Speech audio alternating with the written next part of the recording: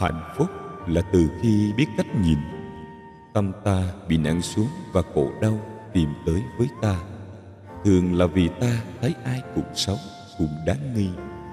Nhưng ta quên đi một điều hết sức quan trọng trong đời sống rằng ta nghĩ xấu cho ai là tâm ta xấu trước, ta nghĩ tốt cho ai là tâm ta tốt trước. Ta chỉ có hạnh phúc và thoải mái đầy nghị lực để sống khi ta nghĩ được rằng mọi người chung quanh ta không ai xấu cả.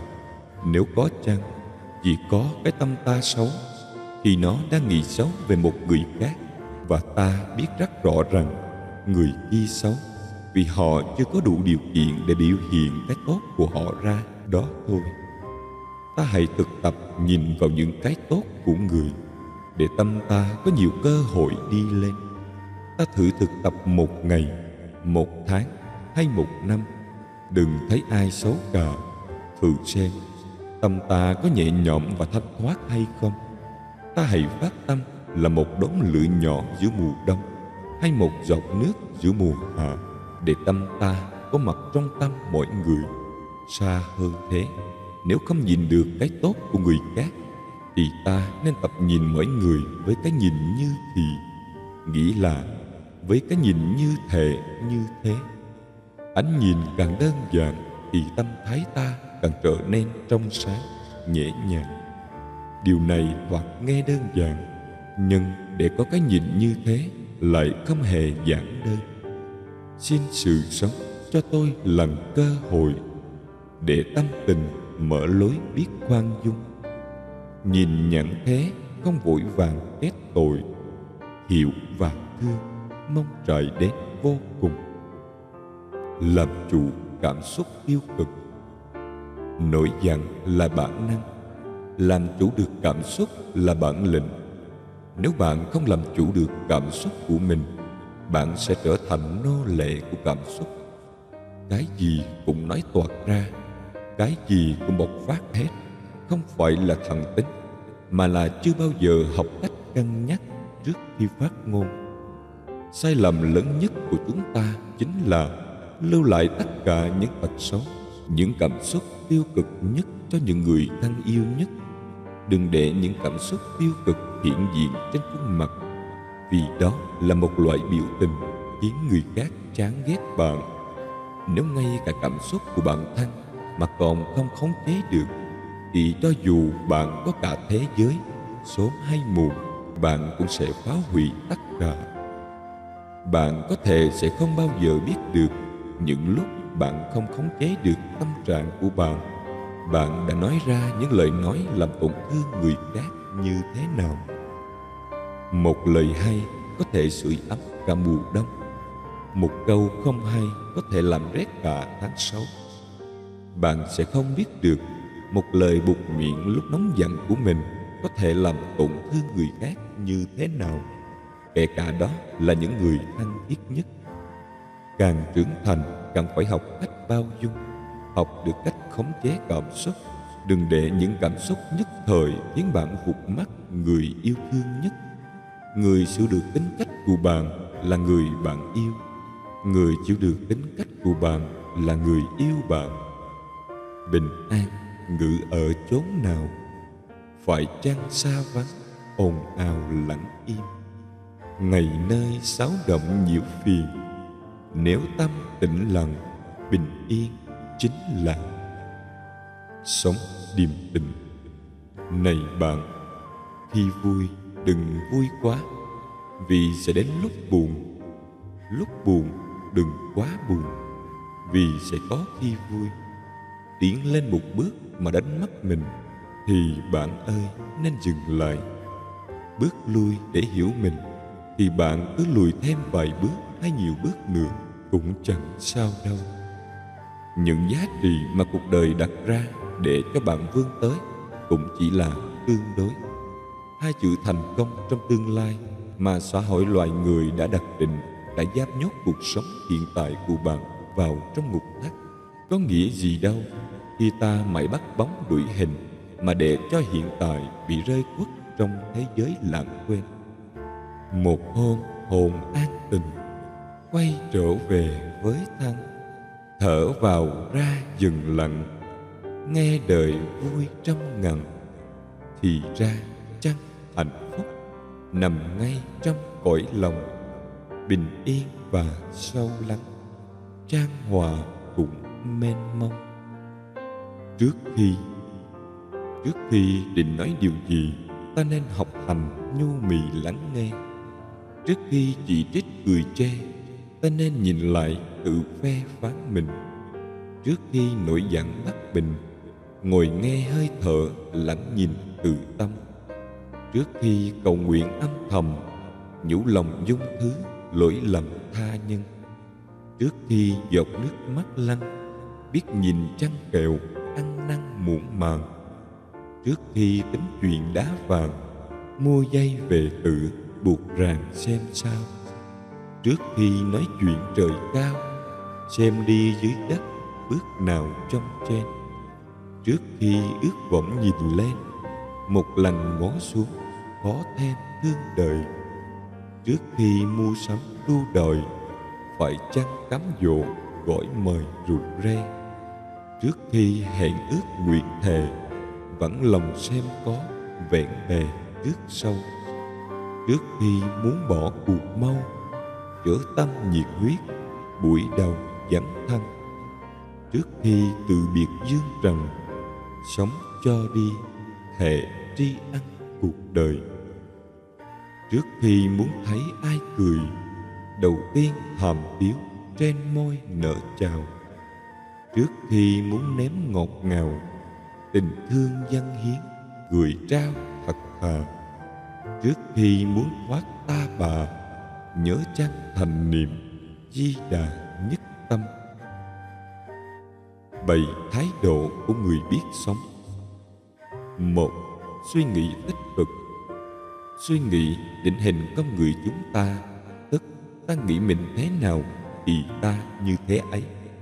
Bạn nghĩ bạn vô dụng, chắc chắn bạn sẽ không bao giờ làm nên trò trống gì, vì bạn chẳng thèm hành động. Bạn nghĩ bạn thông minh, dĩ nhiên bạn sẽ thông minh, vì tự bản thân sẽ biết cách tạo nên điều đó. Chỉ cần suy nghĩ tích cực, mọi chuyện sẽ tốt đẹp thôi.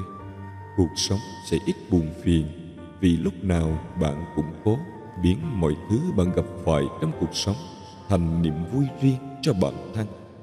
2. Thấu hiểu bản thân. Biết người tức là thông minh, biết mình tức là giác ngộ. Chiến thắng bản thân còn có ý nghĩa hơn là chiến thắng cả ngàn trận đánh. Đó là một bài học sâu sắc mà ai cũng cần biết. Tự chinh phục tâm của mình chính là ải lớn nhất mà con người phải trải qua. Do đó, chúng ta nên tập thiền định để hiểu bản thân, biết được bản thân thích gì và cần làm gì để thỏa mãn những điều mình thích, chính là cách giúp bạn sống vui hơn mỗi ngày. 3. Thay thế đố kỵ bằng ngưỡng mộ. Còn đố kỵ với thành công của người khác thì tâm bạn sẽ còn buồn phiền. Thay vào đó, hãy đón nhận sự thành công của người khác bằng sự ngưỡng mộ. Tâm bình thản sẽ giúp bạn có thể lấy cái tốt của người khác làm gương cho mình, từ đó có động lực phấn đấu. Đố kỵ chỉ làm lòng ta bị vấy bận, thậm chí tự khiến mình biến chất, trở thành người chuyên làm những hành động xấu xa mà ngay cả chính mình cũng không ngờ tới. 4. Tìm kiếm sự thanh tịnh ngay trong tâm. Cả đời làm việc, đến cuối cùng chỉ muốn bản thân được an nhàn để hưởng thụ cuộc sống. Ta thường tìm kiếm sự thanh tịnh ở bên ngoài mà không hay biết rằng sự thanh tịnh thật ra nằm ở trong tâm ta. Nếu tâm ta bất tham sân si, bất ganh đua ghen ghét, tự khắc sẽ cảm thấy tâm hồn thật thanh thản, thấy cuộc sống bỗng nhẹ nhàng làm sao. 5. Làm chủ cơn giận. Tức giận chỉ là một cục than hồng có thể làm đau người khác, nhưng người bị bỏng đầu tiên chính là bạn. Sẽ có lúc bạn cáu gắt với mọi người, nhưng bạn đâu ngờ điều đó lại làm hại chính bản thân mình. Đừng bao giờ nói bất kỳ câu gì khi bạn tức giận, bởi giận quá mất khôn, dễ nói ra những lời nặng nề làm tổn thương người khác, làm đổ vỡ những mối quan hệ. 6. Nhân từ với tất thảy mọi người. Người biết sống luôn nhẹ nhàng với trẻ con, yêu thương người già, đồng cảm với người cùng khổ, nhân từ với người yếu thế và người lầm lỗi. Một lúc nào đó trong đời, bạn sẽ rơi vào những hoàn cảnh đó. Thế nên, hãy biết lòng trắc ẩn với mọi người từ hôm nay. Ai cũng có nỗi khổ riêng, có người chịu khổ nhiều, có người chịu khổ ít. Chỉ có họ mới thấu. Hãy sống nhân từ để yêu thương, đồng cảm với họ. Khi luôn nhìn người khác bằng con mắt nhân từ, bạn sẽ luôn đẹp, mọi thứ đều hoàn hảo. Tâm can bạn sẽ thanh lọc bởi những hành động tốt đẹp bạn dành cho người khác. 7. Tùy duyên. Người biết sống thường để mọi thứ tùy duyên. Cái gì của mình thì nó sẽ thuộc về mình, cái gì không phải thì nó mãi mãi sẽ không bao giờ thuộc về mình. Vì vậy, nếu muốn nắm bắt gì đó, đặc biệt là tình yêu, thì hãy để tùy duyên. Bạn có thể cố gắng theo đuổi những điều mình muốn, nhưng có lúc bạn phải biết buông bỏ nếu mọi chuyện đã quá giới hạn và không còn khả năng cố gắng. Cứ nắm giữ chỉ làm bạn đau khổ rồi vắng vương. Muộn phiền sẽ là điều không thể né tránh. Tâm sẽ nhẹ nhàng nếu bạn để mọi thứ tùy duyên. Đó là cách để bạn có thể dễ dàng chấp nhận cuộc sống hơn. Tình, tiền, danh, lợi nghìn năm, tiếng bò miệng chén tiếp tầm trói trăng. Ai chưa xuyên suốt hồng trần thì thôi cứ tiếp đánh vần mộng mơ. Khi con sống dập bơ phờ, hoắc nhiên đại ngộ, bên bờ khổ vui. Cách sống ta chọn.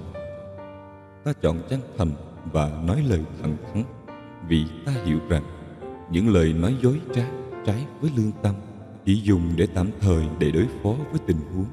Chỉ có sự đối đãi thật lòng và những lời nói chân tình mới thật sự giải quyết tận gốc vấn đề và không để lại hậu quả. Ta trân trọng nghĩa tình không phải vì ta quỵ lụy, mà vì không nhất thiết phải vứt bỏ khoảng thời gian tốt đẹp giữa chúng ta. Ta chọn làm người lương thiện không có nghĩ ta mềm yếu, mà vì ta hiểu rằng lương thiện là bản tính nguyên sơ của con người, nhân chi sơ tính bổn thiện. Làm người không nên chọn con đường trở thành kẻ ác. Người ác tất có báo ứng. Ta chọn khờ khạo không phải vì ta khờ khảo thật, mà vì ta hiểu rằng khi đối diện với hiểu lầm, oan ức, bất công thì không nên so đo tính toán quá. Cứ nở nụ cười mà lẳng nhịn thế thái nhân tình. Đôi khi dạng ngốc không phải là ngốc thật, mà chỉ là muốn trao cho đối phương thêm một cơ hội. Ta chọn nhường nhịn không có nghĩa là ta thụt lùi, mà vì ta hiểu rằng một sự nhịn chín sự lành. Nhịn một chút thì sống yên biển lặng, lùi một chút thì thấy biển rộng trời cao. Ta chọn tha thứ không phải vì ta nhu nhược, mà vì ta hiểu rằng tha thứ là một trong những đức tính tốt đẹp nhất trên đời, không bao giờ là sai cả. Ta lựa chọn tha thứ còn một nguyên nhân khác, không phải vì ta không giữ lập trường, mà bởi vì ta hiểu rằng mọi chuyện không nên làm cho tuyệt tận. Cuộc đời vốn dĩ có nhiều điều, dù ta có muốn hay không, chúng vẫn tồn tại. Tuy nhiên, khi đối diện với cuộc đời thì thái độ sống của mình như thế nào mới là điều quan trọng nhất. Thuận nghịch vốn nơi trần cảnh, chớ để lòng bị đóng khung. Giữa vô thường ngồi tĩnh tại, nụ cười trải đến vô chung. 9 bí kíp giữ tâm hồn bình yên. 1. Tránh xa những cuộc đối thoại tiêu cực và người tiêu cực. 2. Đừng ôm ấp hận thù và sự giận dữ. Học cách quen lặng và biết tha thứ. 3. Đừng ganh tị với người khác 4. Hãy chấp nhận những gì không thể thay đổi. 5. Hãy học kiên nhẫn hơn và tha thứ bao dung hơn với con người và sự việc. 6. Đừng nhìn sự vật, sự việc với quan điểm cá nhân, phiến diện từ một phía. 7. Đừng chìm đắm vào quá khứ mà bỏ quên hiện tại và làm ảnh hưởng đến tương lai. 8. Học cách thả lỏng tinh thần. Trong một ngày, hãy dành ít nhất 10 phút để nhìn lại ngày qua và thư giãn tinh thần giữa dòng sống hối hả. 9. Cách thả lỏng, thư giãn hay nhất là đi thiền hành mỗi ngày. Khi tâm được thanh thản, thân sẽ nhanh chóng phục hồi năng lượng, thư thái, bình an. Hãy nhớ, không ai có thể cho bạn sự bình yên ngoài chính bạn. Cuộc đời, ô lạ nhỉ, hạnh phúc bạn ưu phiền. Thôi, ta về cõi thiền, lặng hai miền mỏi mệt. Người hơn kém nhau chỉ bởi cái tâm. Có 3 người công nhân đang xây dựng một bức tường. Một người đi ngang qua hỏi: các anh đang làm gì vậy? Người thứ nhất trả lời: anh không nhìn thấy sao? Xây tường chứ làm gì nữa. Người thứ hai trả lời: chúng tôi đang xây dựng một cao ốc. Người thứ ba trả lời: chúng tôi đang xây dựng một thành phố mới. 10 năm sau, người thứ nhất đang xây dựng một bức tường khác ở một công trình mới. Người thứ hai làm kỹ sư xây dựng đang ngồi ở văn phòng thiết kế công trình. Người thứ ba chính là ông chủ của 2 người kia. Đều là 3 người làm chung một công việc, nhưng tâm thái khác nhau sẽ quyết định vị trí của mình khác nhau. Người không ngừng chiến thắng chính bản thân mình thì sẽ không ngừng vươn lên. Duy trì tâm thái lạc quan sẽ quyết định được chất lượng cuộc sống tương lai của bạn. Người càng lạc quan thì thân thể càng khỏe mạnh, tinh thần càng sảng khoái, chất lượng cuộc sống cũng nhờ vậy mà nâng cao. Ai cũng chỉ có 2-4 tiếng mỗi ngày, nhưng người thành công là người an bài tốt nhất thời gian mình cần. Người thất bại là những người luôn miệng kêu tôi không có thời gian. Thế giới này luôn công bằng, thành hay bại đều do chính mình lựa chọn. Thì ra chân hạnh phúc nằm ngay trong cõi lòng bình yên và sâu lắng, chan hòa cũng mênh mông. 4 chữ giúp ta sống nhẹ nhàng, an nhiên. 1. Nghe. Khi ta quyết định lắng nghe một người đang khổ, tức là ta đã chấp nhận đóng vai thầy thuốc để chữa trị tâm bệnh cho họ. Dù ta không phải là nhà tâm lý, nhưng với lòng chân thành và thái độ đúng đắn, chắc chắn ta sẽ giúp được người kia ít nhiều. Hơn nữa, bản thân mỗi người cần phân định rõ đúng sai phải trái. Nhưng nếu không lắng nghe người khác, bạn khó mà xác định được. Lắng nghe để biết lòng người ý ta, để tìm cách đối nhân xử thế, khắc phục điểm yếu, phát huy điểm mạnh, đâu cũng là mang lại lợi ích cho chính mình. 2. Nhận. Nhận trở thành cách cư xử trong mối quan hệ giữa con người với con người và mối quan hệ giữa con người với mục đích lý tưởng. Trong mối quan hệ giữa con người với con người, nhận là nhẫn nhịn. Trong mối quan hệ giữa con người với mục đích lý tưởng, nhận trở thành nhẫn nại. Nhận chính là sự tu dưỡng đạo đức và tu dưỡng phẩm hạnh. Nhận không đồng nghĩa với việc bị người ta chà đạp.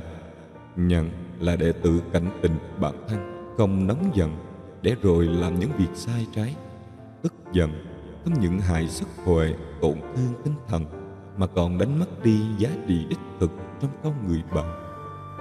3. Thiền. Thiền chính là cách để bản thân thanh thản và tĩnh lặng nhất. Thiền gắn liền với sự tĩnh tâm, do đó không nhất thiết phải ngồi khoanh chân mới gọi là thiền. Tĩnh tâm là không suy nghĩ gì, chỉ đơn giản vậy thôi. Khi gặp bế tắc trong cuộc sống, bạn có nói nhiều, than vãn nhiều cũng chẳng thể khiến sự việc tốt hơn. Thay vào đó, đôi khi nên im lặng, nói ít đi, lắng nghe nhiều hơn, để tự mình điều chỉnh tâm thái của mình. Cũng có khi người nói nhiều quá sẽ đánh mất vẻ đẹp của sự yên lặng. 4. Nhẹ. Càng xem nhẹ mọi điều, mọi việc, tâm ta càng thanh tịnh, càng ngập tràn hạnh phúc. Danh lợi, vật chất đều chỉ là phù du, chẳng thể mang theo khi lìa xa cõi đời. Mỗi buồn tủi giận hờn, sớm muộn rồi cũng qua đi, chỉ còn ta với ta. Vậy sao không xem nhẹ mọi thứ, học cách buông bỏ để mọi phiền não bị thổi bay nhanh chóng. Cuộc sống nhìn từ một đôi giày. Một đôi giày ở công xưởng chỉ tầm mấy chục ngàn, ra thị trường có thể vài trăm, thậm chí lên đến vài triệu, tùy theo cửa hàng bán. Cho nên nói, vị trí đứng nhiều khi rất quan trọng. Một đôi giày khi đi vừa chân hợp ý thì người dùng mới mua. Cho nên nói, sự kết nối cảm thông luôn rất quan trọng. Một đôi giày thiếu một chiếc thì coi như vứt đi. Cho nên nói, người đồng hành luôn rất quan trọng. Một đôi giày nếu kiểu dáng cũ kỹ, đa số là rẻ tiền. Cho nên nói, bổ sung tri thức mới luôn rất quan trọng. Một đôi giày nếu tồn kho lâu ngày chỉ có thể bị giảm giá để thanh lý. Cho nên nói, nắm bắt thời cơ thích hợp luôn rất quan trọng. Một đôi giày có người dùng 3 năm vẫn mới, có kẻ đi mấy tháng đã hư. Cho nên nói, gặp người biết trân trọng luôn rất quan trọng. Một đôi giày, bất kể cơ sở sản xuất ở đâu, chỉ cần người dùng hài lòng là tốt. Cho nên nói, nhân duyên tốt luôn rất quan trọng.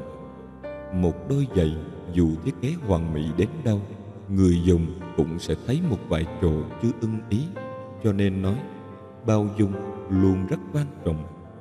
Một đôi giày dù mẫu mã đẹp đến đâu, nếu đi vào đau chân thì cũng thành vô dụng. Cho nên nói, nội hàm luôn rất quan trọng. Một đôi giày dù quý giá đến đâu, nếu không vừa chân thì đâu còn ý nghĩa. Cho nên nói, phù hợp luôn rất quan trọng. Một đôi giày dù được khen ngợi đến đâu, phải đích thân đi thì mới cảm nhận hết. Cho nên nói, trực tiếp trải nghiệm luôn rất quan trọng. Để cuộc sống ý nghĩa hơn. Ở đời có một số việc phát sinh rồi chỉ có thể tiếp nhận. Có một số người quay lưng rồi chỉ có thể buông tay. Một vài đoạn đường chọn lựa rồi thì không thể quay đầu. Cuộc sống có những lúc bất lực như thế. Nếu nhìn thông sẽ thấy có nhiều thứ mất đi mà bình an hơn là có được. Vài niềm đau nhẫn một chút liền qua đi. Một số phiền phức nhẫn một chút là có thể giải quyết. Một vài lời nói nhẫn một chút thấy không cần tranh luận nữa. Một vài tình cảm nhẫn một chút lại không muốn tiếp tục. Một vài con người nhẫn một chút không buồn chờ đợi nữa. Người thương thật lòng sẽ muốn cùng nhau đi đến tương lai. Tình cảm chân thành không cần thể hiện mọi lúc mọi nơi, mà lặng im song hành theo năm tháng. Duyên phận tốt đẹp không đến từ những buổi tiệc được sắp đặt sẵn, mà ở lòng kiên định chấp nhận của hai người. Nếu thực sự có duyên, thời gian, không gian đều không phải vấn đề. Bằng như đã vô duyên, dù gặp nhau mỗi ngày cũng không có ý nghĩa. Người ta thường nói, phải đến khi mất đi, chúng ta mới nhận ra mình từng có những gì. Thực tế thì bạn luôn biết những gì mình đang có, chỉ là ngờ chúng sẽ không bao giờ mất đi mà thôi. Hãy tranh thủ tận hưởng mỗi việc nhỏ trong cuộc sống, vì mai này nhìn lại, bạn sẽ phát hiện ra kỳ thực chúng đều rất quan trọng.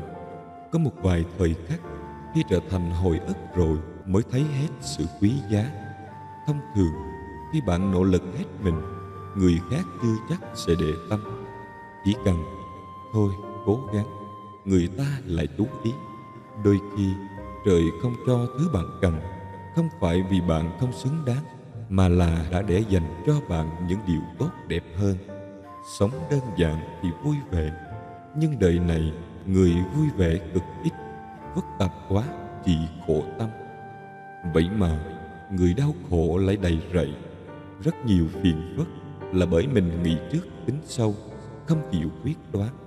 Vậy nên những thứ cần cầm lên thì đừng do dự nữa, những thứ cần buông xuống thì cũng hãy thẳng tay, vì phải kết thúc, điều cần kết thúc mới khởi đầu được cái nên khởi đầu. Trong cuộc sống này, chân thành là một giá trị vô cùng quý báu mà Phật Pháp luôn khuyến khích chúng ta tuân thủ. Hành động chân thành không chỉ là cách để chúng ta tạo dựng niềm tin và tình thương trong mối quan hệ với người khác, mà còn là lối sống mang lại hạnh phúc và bình an cho chính bản thân. Theo lời dạy của Đức Phật, hãy sống chân thành, đời sẽ hạnh phúc và bình an. Chân thành không chỉ là việc nói lời thật lòng, mà còn là sự hành động nhất quán giữa tư tưởng, lời nói và hành động của chúng ta. Khi chúng ta sống chân thành, chúng ta không chỉ làm cho môi trường xung quanh trở nên trong sạch và đẹp đẽ, mà còn thể hiện sự tôn trọng và lòng thành với mọi người xung quanh. Trong triết lý Phật giáo, hạnh phúc và bình an không phải là điều xa xỉ hay mục tiêu xa vời, mà là kết quả tự nhiên của việc sống chân thành. Bằng cách này, chúng ta không chỉ tạo ra một môi trường hòa bình và lòng tin, mà còn khám phá ra sự an lạc sâu thẳm trong tâm hồn của mình.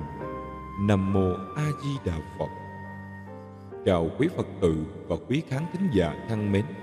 Ở đời, sống mà biết tha thứ, biết xả bỏ những lỗi lầm cho nhau, thì sẽ không có xảy ra hận thù, đố kỵ, hiềm khích, gây đau khổ cho nhau.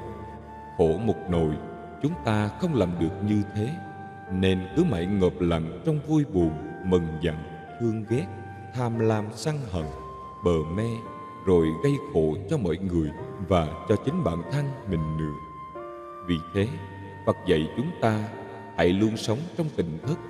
Bên trong thì tinh cần nỗ lực, thắp sáng thân tâm, trao dồi trí tuệ, còn bên ngoài thì không bon chen danh lợi, không tranh hơn thua với ai, sống hòa ái, tập ban rải tình thương, đem đức độ làm nền tảng.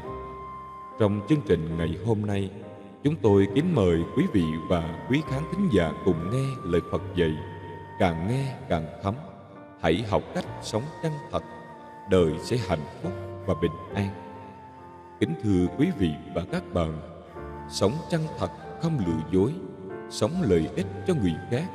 Đừng vì dục vọng cá nhân mà gả gặp người khác, sẽ tự làm phước đức của mình tổn dạo, còn thêm ảnh hưởng lâu dài về sau. Phước từ tâm sanh, hòa từ tâm sanh. Tâm là quan trọng, là chủ dẫn dắt chúng ta vào con đường hạnh phúc hay là đau khổ. Nuôi dưỡng tâm ý hướng về con đường hiền thiện là một nghệ thuật sống. Nếu chuyên tâm thì có thể vào được, còn như không chuyên tâm thì rất khó. Mong rằng ai cũng có nghệ thuật khéo hướng thiện cho mình. Làm người nhất định phải nhớ sống đơn giản, không dở thủ đoạn, không mưu tính thiệt hơn, không nghị luận chuyện của người ta, mở to mắt, nỗ lực làm việc, khép mi lại, xây giấc ngủ ngon.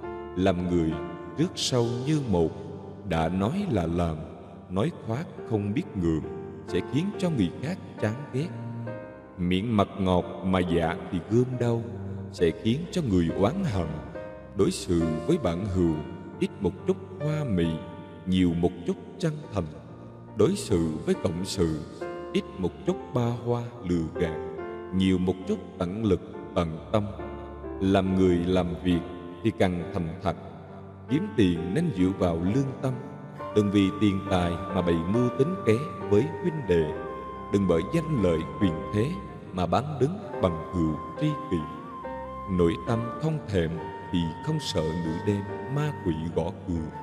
Hành vi chính trực thì không sợ con người nghị luận ở phía sau. Làm người không khinh dễ kẻ yếu, không a vua kẻ mạnh, không xem nhẹ người nghèo, không oán hận người giàu.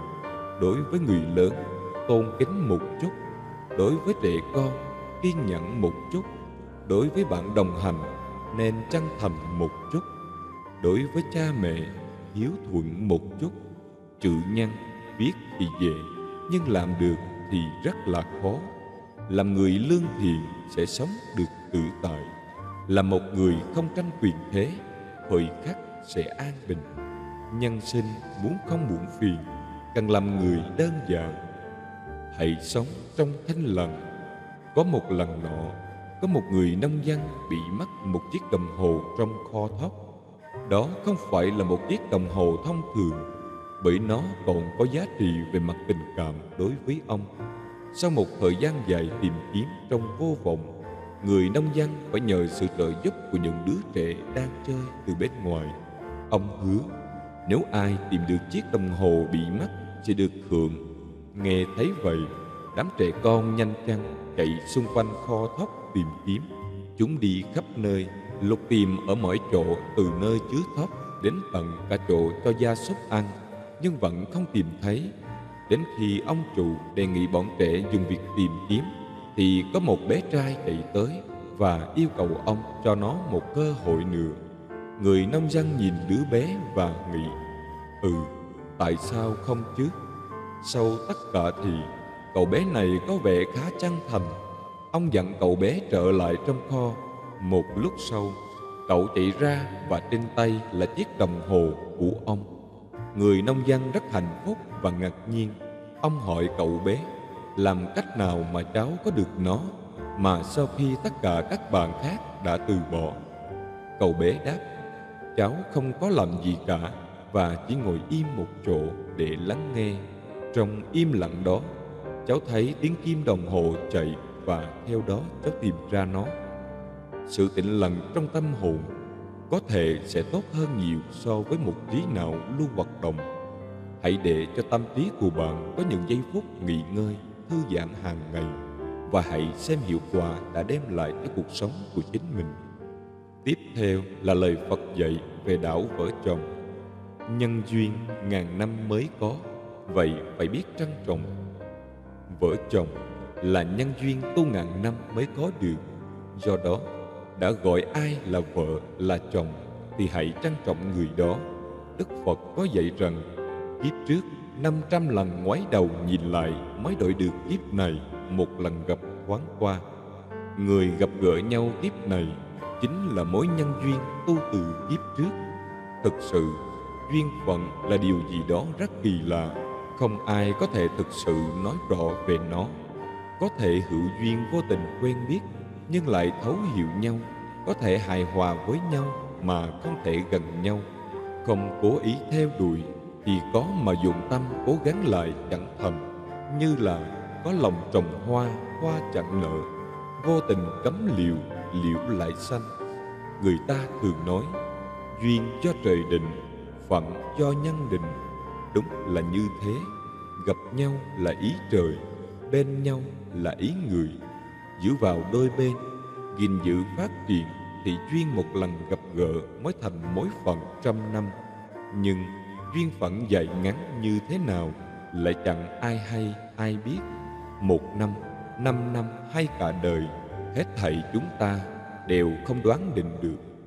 Hiện tại có duyên phận không có nghĩa là vĩnh viễn sẽ có duyên phận đó. Đức Phật bàn về nhân duyên rằng, cái gì cũng có thời điểm, duyên phận cũng thế. Bởi vậy mà phải nắm thật chắc, giữ thật chặt, hết lòng quý trọng. Đó là món quà trời ban. Chỉ trong một giây, một khắc, một đoạn. Mặc dù nhân duyên của con người đáng quý là thế, ngắn ngủi là thế, nhưng khi có được, nhiều người lại không trân quý. Chỉ đến khi mất đi rồi mới hối hận, nhưng đã quá muộn. Một đi không trở lại, vĩnh viễn thành quá khứ. Ngày nay, người ta yêu nhau, xưng hô chồng chồng, vợ vợ, nhưng dường như chưa hiểu được duyên phận vợ chồng. Hãy nhớ, đã gọi ai là vợ rồi thì đừng cho họ bị tổn thương. Nghe lời Phật dạy, vợ chồng ăn ở với nhau, trông cậy vào nhau lúc ốm đau hoạn nạn, chứ lúc khỏe mạnh thảnh thơi, chắc gì ai lại cần tới. Ai dù sướng khổ hay buồn vui, hay gặp lúc nguy nan hoạn nạn, thì cũng phải yêu thương đùm bọc lẫn nhau. Đó mới là đạo. Đạo nào sâu cho bằng duyên phận vợ chồng. Quả báo của tội tà dâm. Người nào có vợ chồng chính thức mà lại quan hệ tình dục với người ngoài hôn thú, hoặc có những hành động như dụ dỗ, lừa gạt, cưỡng hiếp người khác phái, thì gọi là tà dâm. Vậy tà dâm là gì? Theo Thọ Khang Bảo Giám, tà dâm là phạm đối với vợ con của kẻ khác ta, do tà dâm xâm phạm thì là tà dâm. Dầu đối với vợ của chính mình mà phạm nhầm, chẳng phải lúc, chẳng phải chỗ, hoặc khi có mối quan hệ sinh tử đến thân mình hoặc vợ, hoặc nhằm ngày, người lẳng thầm đều cấm kỵ, hoặc đối với thân thể chẳng giao hộp theo đúng lệ, hoặc hành dâm trong ngày đản sanh của thần thánh, đều là tà dâm. Ngoài ra, những kẻ dụ dỗ con em nhà đàng hoàng trở thành dâm đàn, và kẻ thích bằng chuyện trai gái biên soạn dâm như vẽ vời, tranh ảnh dâm vật, khơi gợi những tình cảm thấp hèn của con người nhằm dạy người khác tà dâm. Người thấy kẻ nghe những thứ ấy ắt sẽ muốn phạm vào tà dâm. Kẻ hoan hỷ tán thành giống như thụ từ phạm, chẳng phải lúc, nghĩ là khi vợ có kinh nguyệt, đang thai nghén, vừa mới sanh xong, đang cho con bú sữa, đang bị bệnh trong ngày trai giới, chẳng phải chỗ, nghĩ là không quan hệ nơi phòng ngủ. Tà dâm là quan hệ tình dục ngoài vợ chồng. Tuy nhiên, đây là định nghĩa căn bản thôi. Thực sự thì tà dâm nghĩ rất rộng, bao gồm 5 tướng, đó là: thứ nhất, của kẻ khác; thứ hai, biết của kẻ khác; thứ ba, nghi tâm; thứ tư là tử hành phi đạo; và thứ năm là phi xứ phi thời. Thứ nhất, thế nào là của kẻ khác? Có nghĩa là đối với vợ hoặc chồng của kẻ khác, hay thanh nam thiếu nữ còn non dại với quyền thủ hộ của cha mẹ mà vẫn dụ cưỡng bức, làm việc phi hạnh, là mang tội tà dâm, kể đến sự nhiễu phạm cùng quỷ thần súc sanh. Thứ hai, thế nào là biết của kẻ khác? Có nghĩa là nếu biết là vợ chồng hay con cái của kẻ khác mà xâm phạm, tất nhiên đắc tội vì cố ý, như trường hợp lầm tưởng là chồng hay vợ của mình thì không phạm. Điều này tuy ít khi xảy ra, nhưng chẳng phải là không có. Thứ ba, thế nào là nghi tâm? Có nghĩa là gặp như có nam hoặc nữ song sinh rất giống nhau, vì không biết là vợ hay chồng của mình mà làm tà hạnh thì đắc tội vì có tâm gian nhiệm. Thứ tư, thế nào là tử hành phi đạo? Có nghĩa là như nam nữ tự làm việc phụ dâm hoặc hành dâm chẳng phải chỗ, nam căn, nữ căn, phi đạo đều đắc tội. Thứ năm, thế nào là phi xứ phi thời? Có nghĩa là tuy vợ chồng chánh thức nhưng ăn nằm không phải chỗ, gần gũi không phải thời, không chừng độ cũng phạm tội tà dâm. Phi xứ ở đây còn chỉ cho nơi lầu sanh nhà trước. Theo pháp truyện Châu Lâm, Đức Phật dạy rằng tà dâm có 10 tội báo. Thứ nhất là gian dâm với vợ người, nên thường phải lo sợ bị người chồng giết hại. Thứ hai là khiến cho vợ chồng nhà mình không hòa thuận. Thứ ba là điều ác ngày càng tăng thêm, điều lành ngày càng giảm bớt.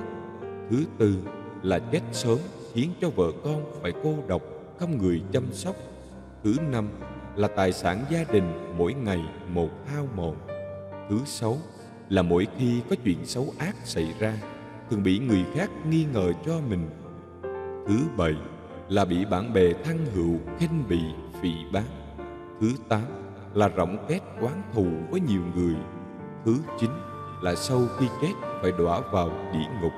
Và thứ 10 là sau khi chịu tội ở địa ngục xong, nếu sinh làm thân nam thì gặp phải người vợ không tinh tiết, nếu sinh làm thân nữ thì gặp phải người chồng đa thê.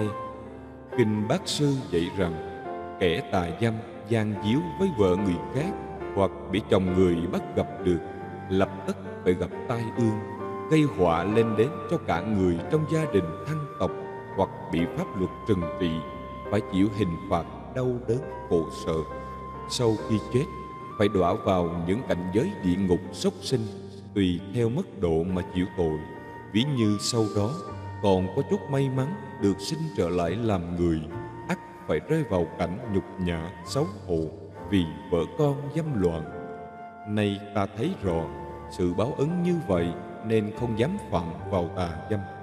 Kinh Tác Giả Ly Kiện Tự dạy rằng, người nào không biết đủ với vợ mình mà tham muốn dâm dục với vợ người khác, đó là không biết hổ thẹn, sẽ phải chịu khổ nào, không được an vui. Kinh Ưu Bà Tác Giới dạy rằng, nếu người nào có quan hệ tình dục vào thời gian không thích hợp, hoặc ở địa điểm không thích hợp, hoặc quan hệ với người đồng tính, hoặc với phụ nữ chưa chồng, đều gọi là tà dâm. Nếu quan hệ với vợ mình mà nghĩ tưởng đến vợ của người khác, hoặc quan hệ với vợ của người khác mà nghĩ tưởng xem như vợ mình, đó cũng là tà dâm. Những sự tà dâm như thế cũng có phân ra nặng nhẹ khác nhau. Do phiền não nặng nề, ắt phải chịu tội báo nặng nề. Do phiền não kém nặng nề hơn, ắt phải chịu tội báo kém nặng nề hơn. Bỏ 3 thói quen xấu, phước đức cả đời. Việc thứ nhất, ngủ cho đến lúc mặt trời lên đến đỉnh. Phật dạy, có người nếu như ngày nào cũng dậy muộn sẽ không có đủ thời gian để rèn luyện sức khỏe, khiến trí tuệ kém minh mẫn đi. Hơn nữa, việc dậy muộn càng khiến bản thân lười biếng, ăn không ngồi rồi, chán ghét lao động. Người như vậy đến bản thân mình còn lo chưa xong, huống gì phụng dưỡng cha mẹ, góp ích cho đời. Việc thứ hai, sa đọa vào rượu chè, cờ bạc và tà dâm. Con người khi sa đà vào đam mê tù sắc, làm bạn với rượu chè và trở thành nô lệ của tiền bạc, thì chắc chắn sẽ mất hết lý trí, lương tri, trở thành kẻ sống bê tha tạm bợ và vô trách nhiệm. Một gia đình nếu như có con cháu không biết giữ mình, làm những chuyện suy đồi đạo đức, thì cuối cùng cũng tiêu hao phúc đức con cái, cuối đời sống lụy bại tha hương, cầu thực mà thôi. Việc thứ ba, nuôi tâm tà ác. Nuôi tâm tà ác chính là tật xấu bậc nhất của con người.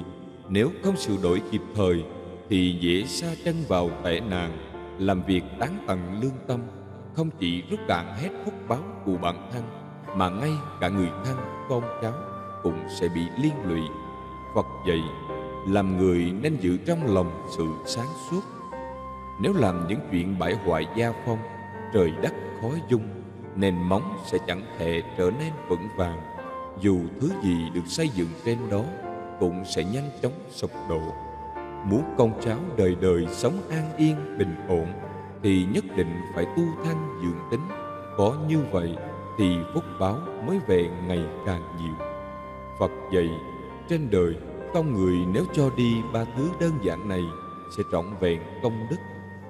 Phật dạy, hành thiện tích đức là cách duy nhất để gia tăng phúc báo, giúp hậu vận rực sáng, con cháu hiện đạt.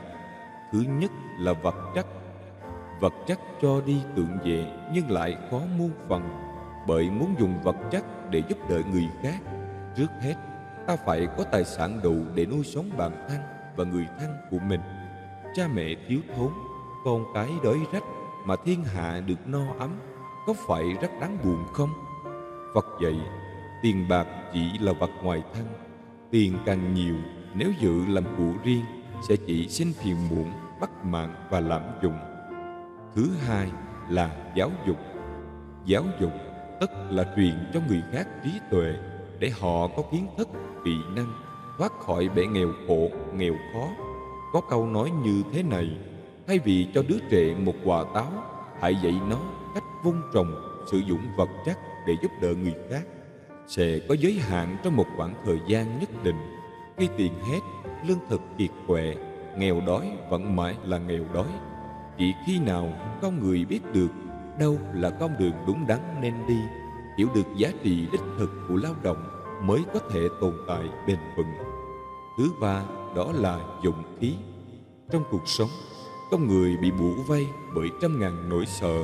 Sợ sẽ bị mất đi, sợ những điều chưa đến, sợ phải sống trong dày vò dằn vặt.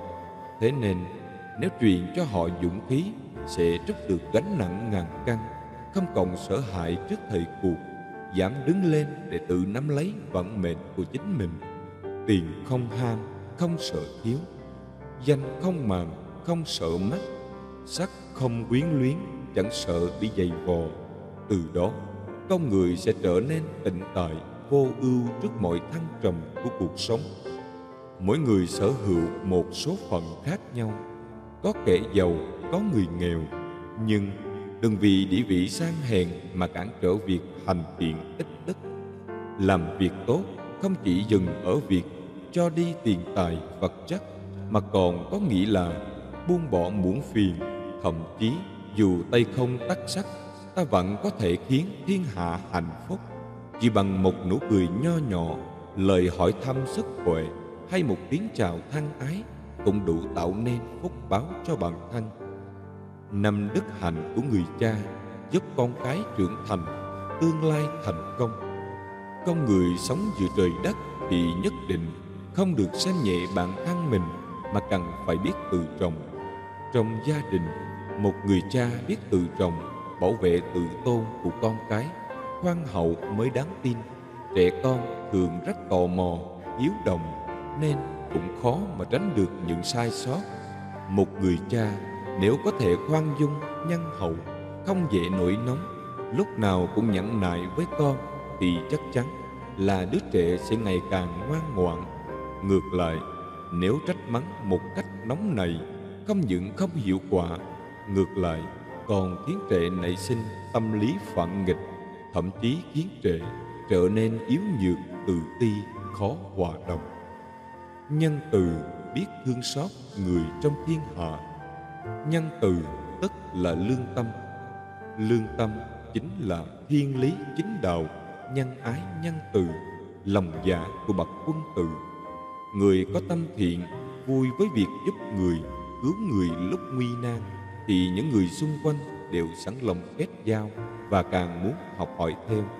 Con trẻ cũng từ đó mà học được cách yêu quý, đồng cảm và thương xót tha nhân.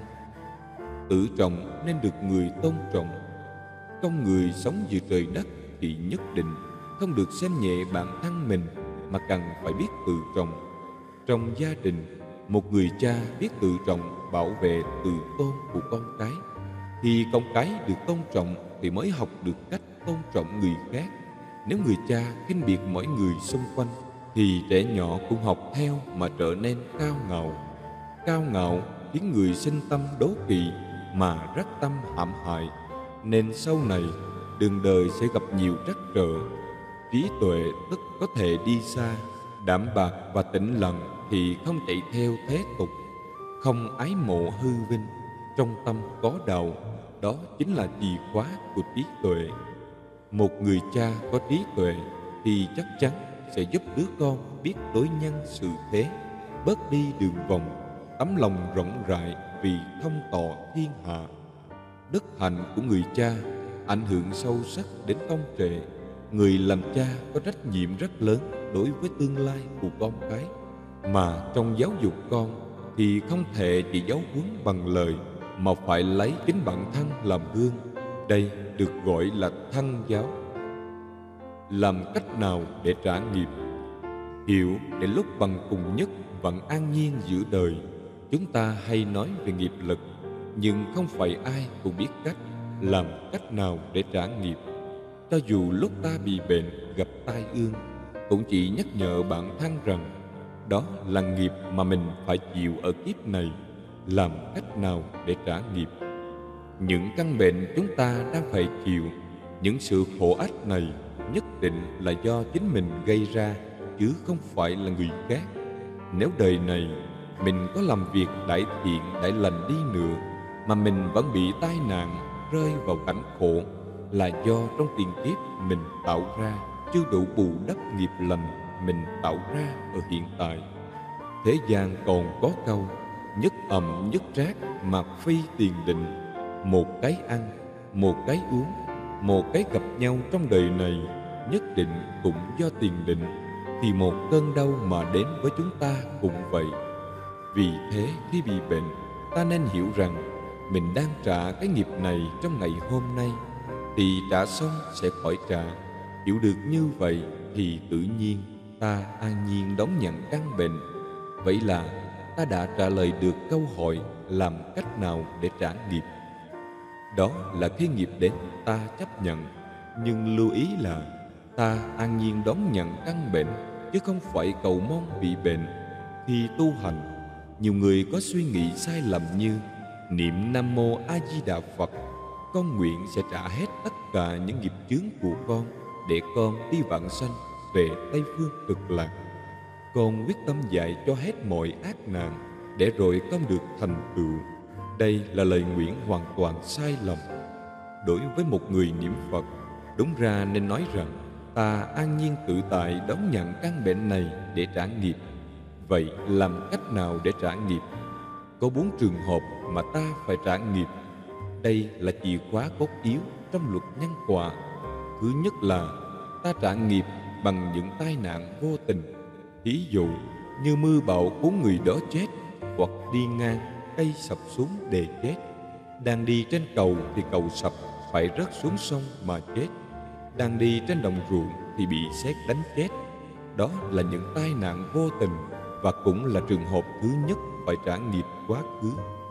Thứ hai là oan gia đối mặt. Người mà kiếp xưa bị mình hại, bây giờ gặp lại họ đòi nợ mình. Ví dụ như có 2 người bạn thân sống với nhau rất vui vẻ. Trong một lần họ đã gây gổ đánh nhau. Một người không kìm được cơn nóng giận, đã cầm cây đập vào gáy của người bạn mình. Người kia gãy cổ chết liền. Trường hợp thứ ba là người đến lúc phải trả báo, vô tình gặp người gây nghiệp. Nghĩ là 2 người này chẳng có liên hệ gì với nhau trong quá khứ, nhưng lại có một người nổi điên lên, đến lúc đó phải gây nghiệp, phải giết một ai đó. Đồng thời cũng có một người khác đã tới lúc phải lãnh quả báo, phải chết do bị giết hại, và 2 người đó vô tình gặp nhau. 2 người này không phải là oan gia, nhưng trùng khớp lại là một người tới lúc phải trả nghiệp và một người có tâm ác đến lúc phải gây nghiệp. Trường hợp thứ tư là có oan trái mà lại không có ác tâm, nhưng cũng vô tình gây tổn hại. Ví dụ, có một anh say rượu ngủ đằng sau chiếc xe của người ta. Người tài xế leo lên xe chạy, không biết có người ngủ sau, mà khi lái thì phải lui một cái. Còn anh này cũng hơi tịnh tịnh nghĩ rằng mình nằm đằng sau bánh xe là an toàn, vì xe chạy tới chứ không chạy lui. Không ngờ rằng tài xế phải lui, nên cán lên người anh, làm anh tự vong. Làm sao không tạo cái duyên, cái nghiệp cho khỏi nở ra. Đừng sợ cái nghiệp, đừng mong cái nghiệp, đừng lo cái nghiệp, đừng khổ vì cái nghiệp, thì tự nhiên cái nghiệp nó nằm đó, nó chờ trong tương lai một kiếp nào đó nó mới hiện ra. Trong thời gian chờ đợi tương lai hiện ra, thì ta đã được tương ứng với đại nguyện của Đức A Di Đà Phật đã về Tây Phương Cực Lạc rồi. Khi về tới Tây Phương Cực Lạc, ta trở nên Bồ Tát Tắc Thối Chuyện, thần thông đạo lực vô cùng nhiễm màu, bao trùm pháp giới. Ta dùng cái thần thông đạo lực đó vì chúng sanh chịu khổ mà xuống các quốc độ cứu độ chúng sanh. Lúc đó ta trả nghiệp, nhưng không phải là ta xuống dưới địa ngục để chịu hành hình, mà ta trả nghiệp bằng cách dùng thần thông, đạo lực và trí tuệ của một vị Bồ Tát Bất Thối đi cứu độ chúng sanh, giảng kinh, thuyết đạo, dẫn chúng sanh về Tây Phương để mà trả nghiệp. Chính vì thế, xin thưa rằng nghiệp nó đến với chúng ta là do chúng ta mời nó. Còn nếu chúng ta cứ một lòng một dạ duyên với Tây Phương Cực Lạc, nghĩ A Di Đà Phật, nhớ A Di Đà Phật, niệm A Di Đà Phật, nguyện về Tây Phương với A Di Đà Phật, thì tự nhiên cái nhân đi về Tây Phương đã chín mùi trong tâm của chúng ta. Nhờ do sức nguyện làm thành cái duyên để nảy nở cho chúng ta cái quả báo. Cái quả báo đi về Tây Phương thành đạo, nhất định đời này đã có vận hạn rồi, không sao cả. Khi cái tâm chúng ta buông ra, thì tự nhiên cái nghiệp nó cũng buông chúng ta ra. Nó nằm im đó để cho chúng ta lấy cái nhân A Di Đà Phật để thành cái quả A Di Đà Phật, gọi là niệm Phật là nhân, thành Phật là quả. Lâu nay, khi gặp những hoàn cảnh bất hạnh đến dồn dập, thì chúng ta luôn thán oán đất trời đã làm mình khổ. Nhưng không phải trời đất làm cho mình khổ, mà chính cái nghiệp của mình làm cho ta sướng hay khổ. Biết được nghiệp ấy rồi, tự mình chuyển hóa bằng cách tu tập sửa đổi, chứ không nên than trời trách đất. Học hiểu đạo rồi, chúng ta phải chuyển đổi nghiệp xấu thành tốt, cái dở thành cái hay, đó là tu. Đừng than oán trách trời trách đất, mà phải trách mình trước tiên. Những gì mình đã làm ngày nay, kết quả đến đúng như hành động của mình, không sai chạy. Người không khéo tu, không nói lành làm lành, nghĩ lành, nên mọi người chung quanh ghét bỏ. Khi bị mọi người ghét bỏ, kẻ ấy lại đổi thường, tại trời xui Phật khiến cho người ta ghét mình. Cho nên khi thấy người ta không thương mình thì phải tìm lý do tại sao như vậy. Vì mình không tốt, không giúp đỡ ai hết, làm sao người ta thương mến gần gũi cho được. Như vậy đâu phải Phật trời xui khiến.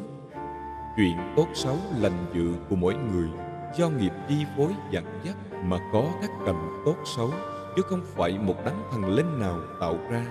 Nên nhớ, nghiệp từ lời nói, hành động, ý nghĩ mà ra. Nên ta phải thường xuyên quan sát ba nghiệp của mình, đó là lời nói, hành động, ý nghĩ xấu tạo thành nghiệp ác thì sẽ chuốc quả ác. Lời nói, hành động, ý nghĩ tốt tạo thành nghiệp lành thì hưởng quả tốt. Biết vậy rồi, chúng ta chuyển đổi lại, bỏ những lời hung ác dữ dằn, nói lời hiền hòa đức hạnh, thì tự nhiên mỗi người chung quanh sẽ thương mến. Đó là người khéo tu. Nghiệp từ thân miệng ý mà ra, cũng từ thân miệng ý mà thay đổi. Có thay đổi là biết tu, không thay đổi là không biết tu. Không phải trời phạt, không phải trời hành, mà chính là nghiệp ác mà mình gây ra khiến cho ta khổ. Các bậc cổ đức xưa kia đã hiểu được đạo Phật một cách thấu đáo, nên răn dạy con cháu rất nhiều về điều này. Nghiệp nó không hình tướng, không thật, nhưng đã gây tạo thì nó không mất, chỉ có thể chuyển đổi thôi. Dù tai nạn xảy ra, tất cả sự vật bên ngoài bị tiêu hoại, chứ nghiệp theo sát bên mình không bao giờ mất. Vì vậy, chúng ta phải sợ nghiệp ác, nghiệp dữ. Vậy, tự duyên trong nhà Phật chỉ cái gì? Chỉ cho tất cả chúng sanh sinh ra đời đều có duyên trước. Đã tạo duyên trước rồi, nên ngày nay mới gặp lại nhau, gọi là hợp duyên. Trong kinh kệ rằng, Đức Phật Thích Ca sau khi thành đạo, mỗi sáng trước khi đi giáo hóa hay khất thực, Ngài dùng thiên nhãn quan sát, nơi nào, người nào có duyên với mình, Ngài mới đến đó, vừa để khất thực, vừa để đổ họ, gọi là Phật hóa hữu duyên. Nhân tức là Phật độ người có duyên với Ngài. Chịu nhân duyên nên biết mình nở nhiều, cố gắng tu tâm để có khả năng đền trả lại cho người. Bằng cách giáo hóa, hướng dẫn thí chủ tu tập, nên trong cách trả nợ, làm thầy là cách trả nợ cao thượng nhất. Nên nhớ, cũng chỉ là trả nợ thôi, không có cái gì phải kiêu hãnh cả. Cho nên cúng Phật là để gieo duyên, mà đã là gieo duyên thì không nên khấn. Chương trình của chúng tôi đến đây đã hết. Kính chúc quý Phật tử luôn an lành và hạnh phúc trong cuộc sống. Hãy đăng ký kênh Giác Ngộ Cuộc Sống của chúng tôi để xem nhiều nội dung hay và bổ ích. Chào tạm biệt các bạn. Hẹn gặp lại các bạn trong video tiếp theo.